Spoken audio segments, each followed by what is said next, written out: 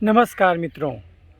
अक्टूबर महीने का पहला सोमवार, the first Monday of October, इस दिन को पूरी दुनिया विश्व आवास दिवस के रूप में मनाती है, वर्ल्ड हैबिटेट डे।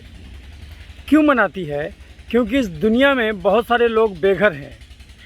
ऐसा माना गया है कि इस धरती पर करीब करीब 17 करोड़ लोग ऐसे हैं जिनको रहने के लिए घर नसीब नहीं है।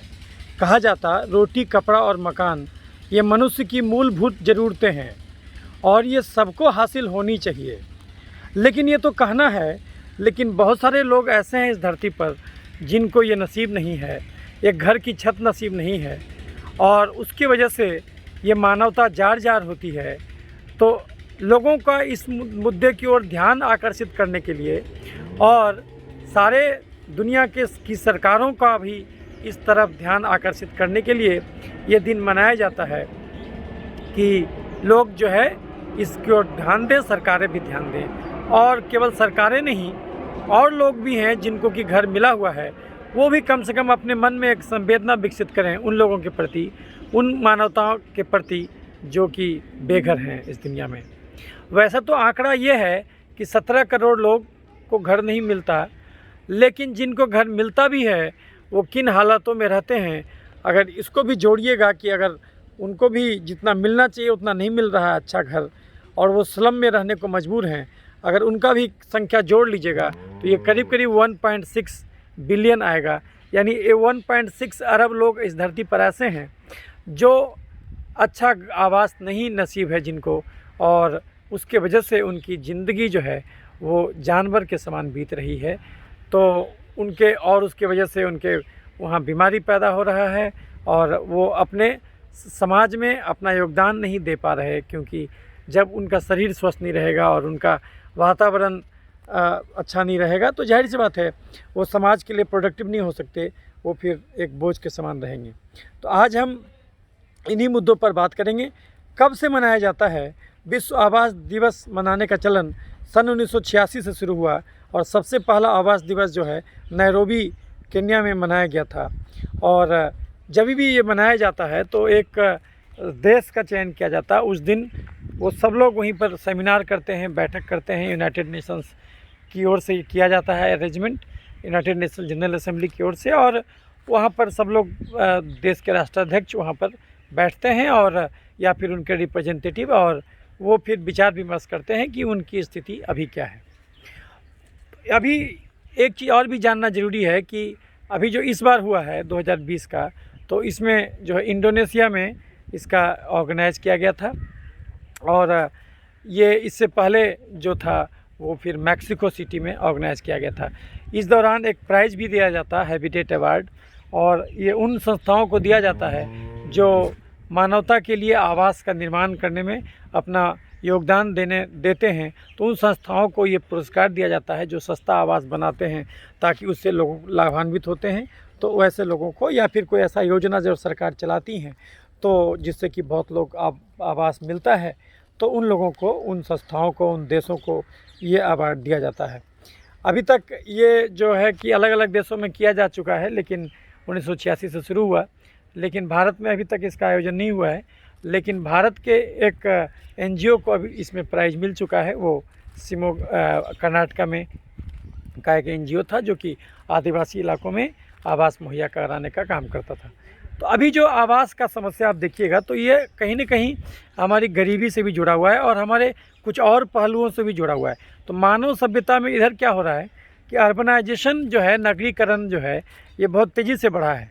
अब क्या है कि अब पूरी धरती पर करीब करीब 51% लोग ऐसे हैं जो नगरों में निवास करते हैं, और इसमें जो है कि करीब करीब देखिएगा तो 30-40% आबादी जो है बहुत गरीबी में रह रही है। तो ये जो नगरों में रहने वाले लोगों का संख्या बढ़ा है, ये तो ऑन एन एवरेज आपको वर्ल्ड का आंकड़ा है 51%। लेकिन इसमें से बहुत सारे ऐसे देश हैं जहाँ पर कि 100% लोग नगर में ही रहते हैं, जैसे सिंगापुर हुआ, जैसे कतर हुआ, तो इस प्रकार से ओमान हुआ। ये सब ऐसे देश हैं जहाँ की लोग, ज़्यादातर लोग शहरों में रहते हैं। तो अर्बन पॉपुलेशन जब बढ़ता है तो उसके चलते आवास का प्रॉब्लम शुरू हो जाता है, क्योंकि वो लोग अपने जहाँ पर उनका वर्क प्लेस है वहीं पर रहना चाहते हैं। और जब वहाँ पर रहना चाहते हैं तो वहाँ पर का तो ज़मीन महंगा हो जाता है, चूँकि शहर में ज़मीन तो महंगा ही होगा। और जब वहीं पर रहना चाहते हैं तो जाहिर सी बात है उतना ज़मीन तो रहेगा नहीं और उतना रेट वो दे नहीं पाएंगे, और उनका इनकम कम है, तो वो फिर छोटी छोटी बस्तियों का निर्माण करते हैं। और 6 बाई 6 का एक समझिए 6 फीट लंबा 6 फीट चौड़ा, और उतना ही जगह पर जो है कि कोली में वो रहते हैं और बड़ा ही नारकीय जीवन जीते हैं। बच्चा ऐसे ही टहलता है। और तो वो वहाँ पर इसलिए रहते हैं क्योंकि उनका जहाँ पर वो काम करते हैं वो बगल में रहता है, और चूँकि आवाजाही का कोई साधन नहीं रहता, इसलिए वो वहाँ से उनको पहुँचना आसान होता है अपने वर्क प्लेस में, इसलिए वहीं पर वो रहते हैं। और बहुत सारी अवैध कॉलोनियाँ नई नई बन जाती हैं, तो उसकी वजह से भी, और वहाँ पर नगर निगम वगैरह कुछ अपना लगाता नहीं है, सड़कें नहीं रहती हैं, तो उसकी वजह से भी जो है कि ये स्लम जैसे हालात पैदा हो जाते हैं। और अभी आप देखिएगा तो भारत में भी करीब करीब जो है कि 17 लाख लोग जो हैं वो बेघर हैं, यानी उनको तो घर है ही नहीं, बिल्कुल नहीं घर है। और अगर उसमें स्लम जोड़ दीजिएगा तो अब 1 करोड़ से ज़्यादा आबादी का स्लम तो आपको केवल मुंबई शहर में का निवास करता है, जो कि वहाँ है। तो आप वैसे देखिएगा तो करीब करीब 30-40 करोड़ लोग जो है भारत में उस स्लम में निवास करते हैं। तो ये बहुत बड़ी समस्या है। और इसको ऐसे भी समझ सकते हैं कि पूरी इस धरती पर जो 7 अरब 80 करोड़ लोग हैं, तो इसमें से करीब करीब 1 अरब लोग वैसे हैं जिनका मंथली इनकम 2.5 लाख प्रति महीना से ज़्यादा है। लेकिन अगर आप उन लोगों का भी संख्या जोड़िएगा जो कि $1 से भी प्रतिदिन से कम कमाते, तो ऐसे लोग करीब करीब 1 अरब के आसपास हैं जिनका इनकम मंथली इनकम जो है $1 से भी कम है। ऐसे 1 अरब लोग इस धरती पर हैं। तो उसी ढंग से अगर आप देखिएगा तो अभी एक हाल में एक इंडेक्स आया था, पॉवर्टी इंडेक्स, जो अभी हाल में जुलाई में पिछले साल जारी किया गया था, मल्टी डायमेंशनल पॉवर्टी इंडेक्स। हालांकि ये आंकड़ा थोड़ा आशावादी रुख दिखाता है, क्योंकि भारत ने इसके थ्रू ये आंकड़ा बताता है कि भारत ने करीब करीब जो है कि 64 करोड़ जो गरीबी को में से घटा करके अब 27 करोड़ पहुंचा दिया, यानी कि करीब करीब 30 करोड़ से ज़्यादा लोगों को भारत में जो है कि गरीबी से हम लोग उठा करके ऊपर पहुंचा दिए हैं। तो ये गरीबी, उसमें बहुत सारा क्राइटेरिया है, ये ह्यूमन पॉवर्टी इंडेक्स है, मल्टी डायमेंशनल पॉवर्टी इंडेक्स। तो ये जो पॉवर्टी इंडेक्स के आंकड़े के हिसाब से भारत में करीब करीब जो है कि आपका 64 करोड़ से घटा करके वो 27 करोड़ जो आ गया है। अब 27 करोड़ ही गरीब भारत में बचे हैं। और इसमें से जो इतना लोग गरीब बचे हैं भारत में, और इतने लोगों में से जो करीब करीब 30% लोग ऐसे हैं जिनको कि प्रॉपर न्यूट्रिशन नहीं मिल पा रहा। और बहुत सारा उसमें क्राइटेरिया है, एजुकेशन भी क्राइटेरिया है, उसमें आपको कैसे रहते हैं, कितना साफ़ सफाई रहता है, वो भी एक क्राइटेरिया है। तो वो सब क्राइटेरिया के हिसाब से अगर आप देखिएगा तो आपको ये पता चलेगा कि भारत में बहुत सारे लोग जो हैं अभी भी जो गरीब हैं, मतलब कि वो करीब करीब 30 करोड़ के आसपास लोग अभी भी गरीबी रेखा में जी रहे हैं, पॉवर्टी इंडेक्स में बहुत ही ख़राब स्थिति में जी रहे हैं। तो जब आप कोई आदमी गरीब होता है तो उसको जाहिर सी बात है वो प्रॉपर न्यूट्रिशन भी नहीं अपने बच्चों को दे पाता, तो फिर वहाँ पर फिर बीमारी की समस्या हो जाती। ये तो आप लोग हर आदमी जानते होंगे कि भारत में अभी प्रति व्यक्ति एक साल में 80 किलो चावल उपजता है, और जो है कि 71 किलो गेहूँ उपजता है, और केवल 15 किलो ही दलहन उपजता है, दाल उपजता है। और अगर तेलहन का बात कीजिएगा तो वो आंकड़ा तो और ख़राब है। तो आप ये देखिएगा कि जो गरीबों का प्रोटीन होता है वो दाल, वो उसका उत्पादन अभी भारत सेल्फ सफिशिएंट नहीं है। हालांकि भारत विश्व में सबसे ज़्यादा दाल उपजाता है, लेकिन चूँकि भारत का आबादी ज़्यादा है, इसीलिए रिक्वायरमेंट के हिसाब से भारत अपने देश के लोगों को, सभी लोगों को, गरीब से गरीब तबकों तक भी दाल नहीं पहुंचा पाता है। तो उसके वजह से लोग ज़्यादा कार्बोहाइड्रेट रिच डाइट ले रहे हैं। और चूंकि जब शहरों में रहते हैं तो शहरों में टहलने का स्कोप नहीं होता, वो चलने का स्कोप नहीं होता, तो उसके वजह से लोग और ज़्यादा बीमार पड़ रहे हैं। तो आप जब किसी भी स्लम में जाके देखिएगा तो देखिएगा कि एक छोटे से घर में, जहाँ पर कि एक मतलब कि 10 गुना 20 फीट का घर है, और उसमें जो है कि करीब करीब 10-15 लोग रह रहे हैं। अभी तो कोविड के टाइम में जब लोगों को कहा जाता है कि डिस्टेंसिंग कीजिए, ये कीजिए, तो संभव ही नहीं है, ओवर क्राउडिंग हो जाता है। और चूँकि कोई इम्यूनिटी नहीं रहता वहाँ पर, साफ़ सफाई का ध्यान नहीं रखा जाता, तो उसकी वजह से भी वो लोग और बीमार पड़ते हैं, और जो भी कमाते हैं वो सब का सब खर्चा वो अल्टीमेटली जो है कि वो उनका दवा और इलाज में ही लग जाता है। तो ये हकीकत है, और इन हकीकत से हमें समझना होगा, और इसी को ये करने के लिए जो है कि आपका ये मनाया जाता है, आपका विश्व आवास दिवस, वर्ल्ड हैबिटेट डे। हर साल जो है पहला सोमवार जो है कि ये अक्टूबर महीने के पहले सोमवार को ये मनाया जाता है। और जैसा कि मैं बता रहा था कि भारत में प्रोटीन रिच फूड जो है बहुत कम उपजता है। इस बार तो आप देखिएगा कि हर महीने में, अक्टूबर के महीने में इसका भाव और बढ़ जाता है, बहुत सारे कारणों से। चूँकि जितना आयात करना चाहिए भारत को, वो आयात नहीं हो पाता। जो बफर स्टॉक सरकारें रखा करती हैं वो भी समय पर रिलीज़ नहीं हो पाता, तो उसकी वजह से, और किसानों को भी उतना फ़ायदा नहीं हो पाता उसको उपजाने में, तो वो भी जो है कि उन उत्पादों को उपजाते हैं जो कि जिसमें कि ज़्यादा उनको प्रॉफिट होता है। तो दालें को इग्नोर किया जाता है, और उसकी वजह से जब आप कम प्रोटीन खाइएगा और ज़्यादा कार्बोहाइड्रेट खाइएगा और मेहनत भी नहीं कीजिएगा, तो आपको सारा इन्फेक्शन भी बढ़ेगा, आपका इम्यून पावर भी कमेगा। और जो गरीब हैं उनको इतना ओवर क्राउडेड में लोग रह रहे हैं शहरों में कि स्लम्स में, कि उनको टहलने का स्पेस भी नहीं मिलता, तो उनका अपना एक्स्ट्रा कैलोरी भी खर्च नहीं कर पाते। और जो दिक्कत होता है कि हाई कार्बोहाइड्रेट डाइट, वो लोग माड़ भात खाते हैं। अब सोचिए, माड़ में तो अगबे चीनी है, पूरा कार्बोहाइड्रेट है, और उसको खा के आपको चलना होगा, आप चलिएगा नहीं, और प्रोटीन कम खाइएगा तो फिर तो बीमारी होगा ही। तो भारत में ये सब जो दिक्कत है, तो इसके लिए बहुत ज़रूरी है कि लोग आगे आएँ, और कम से कम और एक चीज़ और देखा गया है कि जहाँ भी स्लम होता है, अगर आप रहने का ट्रांसपोर्टेशन दे देते हैं, तो बहुत बार जो है लोग थोड़ा शहर के दूर भी रहना चाहते हैं। कि जैसे स्लम्स जनरली देखा गया कि शहरों के बीचों बीच होते हैं, जो भी स्लम एरियाज़ है वो शहरों के बीचों बीच है, क्योंकि वहाँ से वर्किंग प्लेस नज़दीक है। लेकिन अगर आप ट्रांसपोर्टेशन का मुहैया करा दें, तो फिर लोग दूर भी रहना चाहते हैं, कि उनको भी लगता है कि नहीं, ठीक है भाई, थोड़ा सा और खुला में रह रहे हैं, तो एक ढंग से देखिएगा तो वो लोग थोड़ा स्वस्थ रहते हैं, क्योंकि जरा अगर फैलागत में रहते हैं तो फिर जो है कि वो ज़्यादा स्वस्थ रहते हैं। लेकिन तो इसीलिए सरकारों को चाहिए कि जहाँ भी स्लम एरियाज़ है, लोगों को रिलोकेट करके जो है कि उन जगहों पर थोड़ा सा दूर ही पहुँचाएँ, और जो जहाँ जहाँ काम करते हैं वहाँ पर जो है कि ज़्यादा मात्रा में जो है कि ट्रांसपोर्टेशन का व्यवस्था किया जाए। और जो अब तो हो ही रहा है, मेट्रोज़ वगैरह चलता है, तो एफोर्डेबल ट्रांसपोर्टेशन एफोर्डेबल अगर हो, तो लोग भी वो आखिर स्लम से दूर भी जाने में रुचि दिखाते हैं। तो यही सब कुछ बातें होती हैं जिसको कि लोगों को बताने के लिए ये वर्ल्ड हैबिटेट डे मनाने का चलन है। तो उम्मीद करते हैं कि आप बहुत सारे चीज़ों से अवगत हुए होंगे। अभी तो भारत में केवल 31% लोग नगर में रह रहा है। तो भारत का जो डाटा है, भारत में 31% लोग ही नगर में हैं, जबकि पूरा वर्ल्ड का 51 से 55% लोग नगर में हैं। तो वर्ल्ड का एवरेज है 51 से 55%, लेकिन भारत का केवल 31% है। इसीलिए अगर कोई आदमी आपसे पूछे कि इस धरती पर सबसे ज़्यादा ग्रामीण गाँव में रहने वाला सबसे ज़्यादा आबादी कहाँ रहता, तो वो भारत में रहता है। वो चाइना में नहीं, वो भारत में रहता, क्योंकि चाइना जो है वो करीब करीब 50-60% लोग को नगर में पहुंचा दिया, लेकिन भारत जो है अभी भी 31% लोग को ही नगर में पहुंचा पाया है।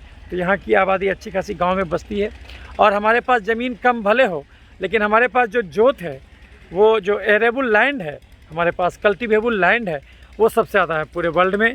सबसे ज़्यादा पूरे वर्ल्ड में जो एरेबल लैंड है वो सबसे ज़्यादा भारत में है। और लेकिन क्या है कि हमारे पास जो खेती का टेक्निक है वो सही नहीं है, प्रॉपर सिंचाई की सुविधा नहीं है, इसीलिए अन्न उत्पादन में हम थोड़े पीछे हो जाते हैं। लेकिन जो जहाँ तक अगर देखा जाए कि सबसे ज़्यादा एरेबल कल्टिवेबल लैंड कहाँ है, तो वो भारत में है। तो भारत के साथ ये सब कुछ दिक्कत है कि जो है कि लैंड तो है इसके पास, तो वो सब करने का ज़रूरत है कि गांव में लोग जो हैं, और बहुत सारे जो बेघर लोग जो बिल्कुल जिनको वो स्लम भी नसीब नहीं होता, तो उनके लिए सरकारों को चाहिए कि वो जो है कि अपना, बहुत सारे ऐसे देश हैं जहाँ पर कि बेघर को ऐसे रहना अलाउड नहीं है। वो सरकार उसके लिए, जैसे कि आपका यूक्रेन है, वहाँ पर आपको ऐसे नहीं रह सकते आपको बहुत सारे ऐसे कंट्रीज़ हैं, यूरोपियन कंट्रीज़ हैं, वहाँ सरकार उसको बना के दिया है। आप जहाँ तहाँ नहीं सो सकते, आपको सरकार बना के दिया है, वहीं रहिए। बेघर लोग भी के लिए भी सरकार घर बनाया। लेकिन भारत का पॉपुलेशन इतना ज़्यादा है कि अब उतना व्यवस्था तो, लेकिन फिर भी सरकारों कर रही हैं। ये बहुत सारे आवास, इंदिरा आवास योजना में बहुत सारा आवास निर्मित हो रहा है, तो उसकी वजह से जो है लोगों को आवास मिल रहा है। हालांकि छोटा ही सही, लेकिन फिर भी एक कहने के लिए छत मिल रहा है, तो रोटी कपड़ा मकान जो सर्वसुलभ होता है। और उसमें भी ये बहुत ज़रूरी है कि क्वालिटी एजुकेशन दिया जाए, और जो उनके बच्चों को जो स्लम्स में रहते हैं उनको पढ़ने का मौका दिया जाए। वहाँ सर्व शिक्षा अभियान के तहत उनको पढ़ाई किया जाए, उनको साफ़ सफाई सिखाया जाए, और एक अच्छा न्यूट्रिशन दिया जाए, जिसमें कि दाल बहुत ज़रूरी हो। दाल सर्वसुलभ कराया जाए। लोगों को थोड़ा चावल जो ज़्यादा उपजा रहे हैं, चावल का उत्पादन थोड़ा कम करें और दाल बढ़ाएं। चावल का उत्पादन इसलिए भी गड़बड़ है क्योंकि चावल ज़मीन से ज़्यादा पानी सोखता है, तो इसीलिए वो आपका भूगर्भ का पानी भी सोख लेता है। हाई कार्बोहाइड्रेट का कोई भी चीज़ उपजाइएगा तो ज़मीन का पानी ज़्यादा सोख लेगा। लेकिन दाल के साथ ऐसा नहीं है। दाल वातावरण से भी बहुत ज़्यादा कुछ लेता है, हवा से भी लेता है, और ज़मीन से उतना ज़्यादा पानी नहीं लेता है। इसलिए दाल की खेती के लिए बहुत ज़्यादा पानी का ज़रूरत नहीं है, तो वो आपके लिए ग्राउंड वाटर के लिए भी सही होता है। वो आपके ये फिर से रिप्लेनिश भी कर देता है, जो भी न्यूट्रिशन खींचता है कार्बोहाइड्रेट। अगर प्रोटीन युक्त जैसे दलहन लगाइएगा तो आपका मिट्टी को भी उर्वरक कर देता है। तो इसीलिए जो है कि ये दलहन का उत्पादन बढ़ाने से दाल सर्वसुलभ हो जाएगा, तो स्लम के बच्चों को भी मिलेगा, तो वो जो है कि वो कम बीमार पड़ा करेंगे। और जो है कि क्योंकि ऐसा देखा गया है कि करीब करीब दुनिया में जितने भी बेघर बच्चे हैं उसका 1/3 पॉपुलेशन जो है भारत में निवास करता है। तो यहाँ के करीब करीब 18 लाख बेघर बच्चे हैं। तो ये बच्चे अगर बेघर होंगे तो फिर ये बात बहुत ज़्यादा गड़बड़ हो जाएगी। अभी जो भारत में जो अभी हमने बताया आपको, multi dimensional property index MPI जिसको कहते हैं, तो उसके हिसाब से भारत में अब जो है करीब करीब 30-34 करोड़ 27 करोड़ लोग बचे हैं जो गरीबी रेखा से नीचे, और इसमें से आधे से ज़्यादा बच्चे हैं। तो ये भी और डरावनी सच्चाई है। तो इसलिए जो है कि लोगों को आगे बढ़ कर के ये अपना योगदान करना चाहिए, क्योंकि एक तरफ जो है कुछ ऐसा भी बात है कि 80 करोड़ लोगों को पूरे दुनिया में कुपोषण से मर रहे हैं लोग, 80 करोड़ लोग, और साथ ही साथ 1 अरब 80 करोड़ लोग जो ऐसे हैं जो अति पोषण से मर रहे हैं। तो बस एक बात है, एक जज्बे का और एक समझने का कि एक तरफ लोग ज़्यादा खा के मर रहे हैं, एक तरफ भोजन नसीब नहीं है। एक तरफ ऐसे लोग हैं जो आवास का भंडार रखे हुए हैं, ज़्यादा मात्रा में वो ज़मीन और संसाधन पर कब्जा किए हुए हैं, और कुछ लोगों को मिल नहीं रहा है। तो बस डिस्ट्रीब्यूशन की आवश्यकता है। तो ये काम अगर मनुष्यता जाग जाए तो उसको समझ में आ जाए कि अगर कोई आदमी बेघर है तो ऐसा नहीं कि उसी को तकलीफ़ हो रहा है, तकलीफ़ हम पर भी होना चाहिए, हमारे दिल पर भी चोट लगनी चाहिए। अगर ऐसा होता है, क्योंकि अगर वो स्वस्थ नहीं रहेगा तो कहीं ना कहीं हम भी अस्वस्थ रहेंगे। तो ये जो चीज़ है, ये इसी चीज़ को जगाने का नाम है विश्व आवास दिवस, कि ताकि सबको आवास उपलब्ध कराया जा सके। तो उम्मीद करते हैं कि हमारा ये वीडियो आपके मन में उन बेघर लोगों के प्रति कहीं ना कहीं एक संवेदना जगा पाया होगा, और आपके मन में भी अब कभी भी आप अगर जाइएगा उस स्लम बस्तियों में तो वहाँ देखिएगा कि वो कैसे रहते हैं, क्या खाते हैं। तो अगर हो सके तो उनको बताइए कि भाई दाल जम के पीना, रोज़ टहलना। अगर तुम बेघर भी रहते हो कोई बात नहीं, टहलने में टैक्स नहीं लगता, टहलो जम के। चीनी चावल आलू खस्सी का मांस मीठा फल दूध मैदा ये सब छोड़ दो, क्योंकि ज़्यादा मेहनती का खाना है। और दाल रोटी हरी सब्जी सलाद पनीर राजमा सोयाबीन ये ज़्यादा खाओ, और ये हाई कार्बोहाइड्रेट डाइट से बचो, और घड़ी देख के 2 घंटा रोज़ टहलो। तो आप स्लम में भी रह के स्वस्थ रह सकते हैं।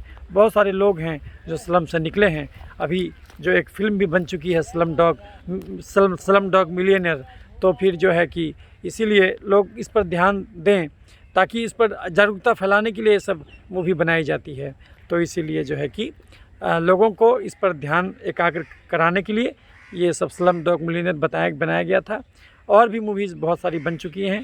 तो टारगेट है कि हम बेघर लोगों को भी एक आवाज़ दे पाएँ, तभी हम जो है कि स्वस्थ मानवता का निर्माण कर सकते हैं और स्वस्थ दुनिया बना सकते हैं। मैं doctor Kranti Chandan Jaykar, ex and first HOD, skin BD, Indira Gandhi आयुर्विज्ञान संस्थान पटना। वैसे तो मैं एक चर्म रोग चिकित्सक हूँ, लेकिन और मैं अपने आप को allergic and holistic health expert कहलाना पसंद करता हूँ, क्योंकि मैं भोजन बदल के सभी बीमारियों को ठीक करने के कार्य में लगा हुआ हूँ। लोगों को जागरूक करना कि वो खाली भोजन बदल के बहुत सारा बीमारी को आप ठीक कर सकते। ये चीनी, चावल, आलू, खस्सी का मांस, मीठा फल, दूध, मैदा, chips, chocolate, ice cream, cold drink, मिठाई, समोसा, पिज्जा, बर्गर, चूड़ा का भुंजा, मूढ़ी का भुंजा, मकई का भुंजा, गाजर, चुकंदर, छोहाड़ा, किशमिश, खजूर, देसी मुर्गा, खस्सी का मांस, बड़ा मछली, हॉर्लिक्स, कम्प्लान, बोनवीटा, खिचड़ी, खीर, ग्लूकोन डी, पूस का पिट्ठा, कुकर का चावल, सेवई, साबूदाना, मखाना, पानी फल, सिंघाड़ा। ये वो भोजन है जिसमें कार्बोहाइड्रेट मोर देन 80% है। ये खाना वही खा सकता है जो 8 घंटा कुदाल चलाए खेत में, 8 घंटा पीठ पर बोझा ढोए, या फिर 8 घंटा पैदल चले। अगर उतना नहीं मेहनत करते, केवल 1 ही 2 घंटा चलते हैं, तो दाल, रोटी, हरी सब्जी, सलाद, पनीर, राजमा, सोयाबीन, अंडा करी, मछली, चिकन, दही, घी और साग खा के रहिए। रोज़ 2 घंटा रोज़ टहलिए। 3 से 4 कटोरा गाढ़ा दाल रोज़ पीजिए। अंकुरी चना, अंकुरित मूंग, सोयाबीन का बरी रोज़ खाइए, और रोटी 3 से ज़्यादा मत खाइए, रोज़ टहलिए। अगर इसको अपनाइएगा तो आप स्लम में रहें कि बेघर रहें, फिर भी बीमारी नहीं होगा। तो ये सूत्र मैं लोगों को बताना चाहता हूँ। इसीलिए, और मैं ये भी मानता हूँ, ये एक चिकित्सक तभी अच्छी तरह से चिकित्सा कर सकता है जब वो समाज को, सभ्यता को, देश को, धर्म को, संस्कृति को, ये सबसे वाकिफ़ हो और ये सबको जानता हो, तभी वो पूरी तरह से बीमारी को ख़त्म कर सकता है। क्योंकि बीमारी केवल मनुष्य में नहीं होता, बीमारी उसके समाज से, संस्कृति से, सभ्यता से, सबसे मिलता है। तो इसीलिए अगर हम ये सब चीज़ का ज्ञान नहीं रखेंगे तो होलिस्टिक अप्रोच से इलाज नहीं कर सकते। तो इसीलिए मैं सब चीज़ों को, जो भी ये दिवस होता है उस पर मैं अपना वीडियो बनाता हूँ, ताकि मैं भी ज्ञान अर्जन कर सकूं और इसको और लोगों तक भी बताऊं, ताकि और लोग भी जागें और सब लोगों के प्रति ये जो है कि सर्वांगीण दृष्टिकोण से अपना, आप कोई भी काम करते हों, लेकिन पूरे समाज, सभ्यता, संस्कृति, देश, सबके प्रति भी ज्ञान होना चाहिए। तभी जो है कि आप देश को आगे ले जा सकते। तो यही सब कुछ बातें थी। उम्मीद करते हैं कि ये वीडियो आपके मन में कुछ नया ख्याल ला पाया होगा। आगे भी हम मिलते रहेंगे अलग अलग वीडियोस में, अलग अलग मुद्दों पर आपसे बातें होती रहेंगी। तब तक के लिए स्वस्थ रहें, सुखी रहें। जय हिंद।